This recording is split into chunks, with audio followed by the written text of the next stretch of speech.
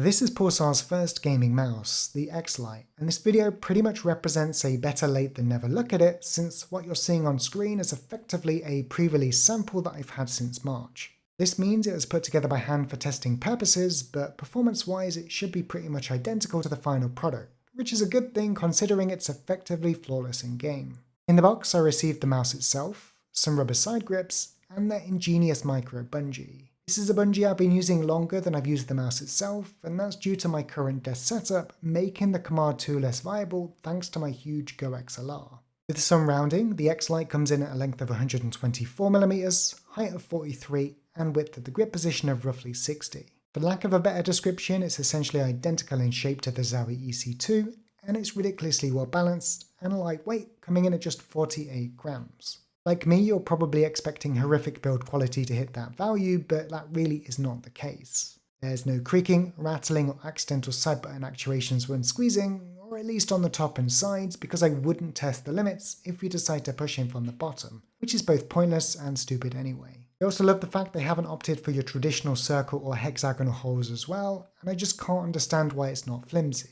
It's really quite premium in build and a remarkable feat by the Pulsar team, I must say. Due to its size and with my 19.5 by 10cm hands, I'd say it's perfect for both palm and claw grip types, and anyone looking for an alternative to the Death Adder, EC2 or the recently reviewed Rival 5 should find themselves right at home. There are no annoying corners and all the slopes are gradual, and ultimately there's no point of overcomplicating things because it's simply a very comfortable mouse that I'd be more than happy to main, which is something I don't often say. It features on-runs 20mm switches on mouse 1 and 2 that I'd say are torqued perfectly, an equally perfect 24-step scroll wheel and button that isn't annoying to press in, some well-placed side buttons that allow my thumb to roll to actuate, and a 1.8 m shoelace type cable which is decent enough. And I say decent enough because when I do release the mouse toward the edge of my pad, it will move slightly depending on how much slack the cable has, which is not something that typically impacts gameplay, but it was certainly annoying when browsing. And that's something I guess comes with the nature of a 48-gram mouse though. It is what it is. Here's a listen to all of the buttons.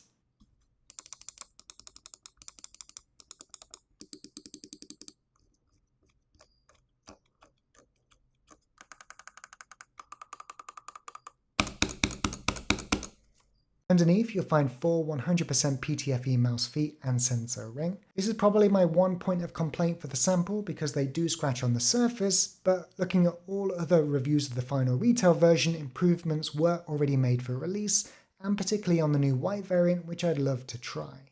Finally, the XLITE features a top-of-the-range 3370 sensor that's fully customizable in their software. So this is version 1.01 of the XLITE software, which will enable you to create up to 5 profiles, including import and export. The first tab key assignment allows you to rebind every button on the mouse, with the only caveat being for things like DPI change, there isn't a dedicated button, so you would need to sacrifice one of the existing ones, which is somewhat of a shame as they do offer up to 7 steps, so you will be doing this manually, unless you can use their keyboard to DPI shift in future.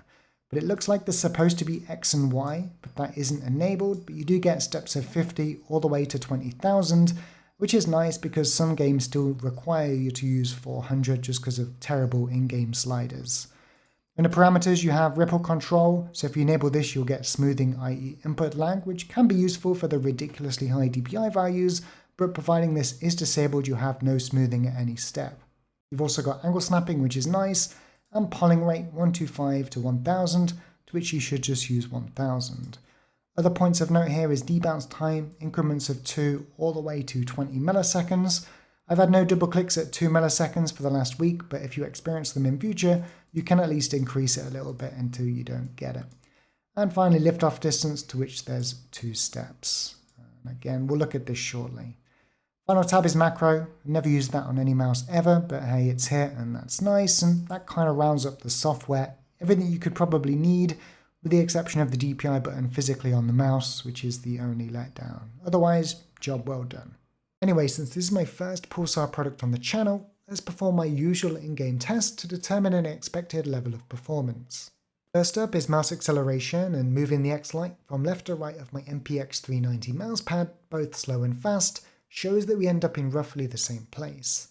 This means there's no acceleration present and players can add their own preferred amount afterwards, which is something that many players utilize, and particularly in old school shooters like Quake. Max tracking speed should also be around 10.16 meters per second as well, to which I can't get anywhere near, and I've had no malfunctions over the last week or so of testing, and that's on both the MPX 390, GP4 Street, and GSR. In terms of button latency, I'll let Piezogle of Tech Power-Up's legwork do the talking, but if you combine its fast response time with the 48 grams of weight, high max tracking speed, and perfect button force requirement, you'll end up going for flick shots you wouldn't normally. It sounds stupid when I say it back, and it's not a matter of confidence either. I found it just happen whilst playing. There are also no issues with the button debounce time implementation, and I was able to perform the variable jump and shoot mania at all steps, from 2 to 20 milliseconds.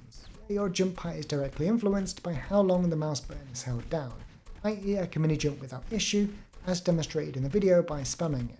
This also means there are no issues with full height rocket jumps in Quake, because both mouse 1 and mouse 2 can be pushed down simultaneously without delay, i.e. you'll always reach maximum height. Finally, there are 2 liftoff distance settings in software, low and high, and on both steps you'll experience less than 1 DVD tracking, i.e. less than 2.4mm, though high certainly rides the line, and as you'll see as we swap over, there is some occasional stutters in the test as the sensor starts to briefly track. The difference between the two is subtle yet noticeable, and I'd be surprised if you'd be unhappy with either one, with myself settling on the high setting as I prefer it slightly higher as I sometimes tilt my mouse slightly whilst tracking.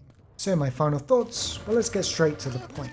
It's a gaming mouse that's shaped near identically to one of the few mice I've truly loved to main in my career, and that's the Zowie EC2. It's got an updated sensor for 2021, a less annoying scroll wheel, and it's lighter. Much lighter. I'd even dare to say it's arguably the one true and only upgrade to that mouse, and if those things I just mentioned appeal to you, then I'd honestly have no reservations nor hesitation in telling you to buy it as early as yesterday. Would I prefer it without holes? Yes, absolutely. Is this the best implementation of holes on a mouse though, and could I live with it? Yeah, I could. Big letdown for me, and why I cannot personally swap to it, is the lack of a DPI button and my reluctance to launch the software every time I want to change it. Which is something I do, 800 DPI for several Battle Royale games and 1600 for competitive. So I'd rather have a slightly heavier mouse in favour of retaining a button, plus I'd possibly say that 48 grams is right on the cusp of being too light as well, and in my opinion it is too light for faster surfaces like the MPX 390 that I use for the majority of the gameplay clips in this review. Sure, if you're a casual gamer it's fine, but I do think if I was to main it, I'd really want a slower and more controlled pad like the GSR. Finally, I want to say that EC2 users shouldn't go out and upgrade to this, because in-game performance is pretty much identical. Instead, consider everything else that comes with it, and if that's for you, then sure, go ahead. But anyway, that about wraps it up. If you liked the video, then make sure to give it a thumbs up, subscribe if you haven't already, and do stop by my Twitch stream where I broadcast weekly.